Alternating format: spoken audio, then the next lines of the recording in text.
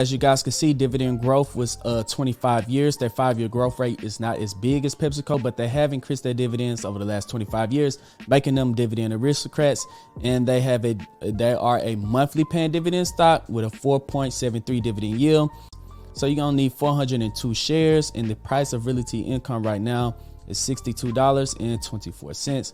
So you need around $25,000, almost half the price of PepsiCo, because they have a higher dividend yield, in order to make $1,200 a year. And we just started off with $1,000, and our cash flow is going to be investing just $200 every single week into the stock market, or that's going to be $800 a month right there. So if you can find any kind of way to make an extra $200 a week, get a higher paying job, start a side hustle, just any way to where you can invest the extra $800 a month or $200 a week into the stock market, you can make this strategy work for you, and you will have millions of dollars. Now, I'm going to tell you guys, you need to reinvest your dividends for the first couple of years, for the first couple of months.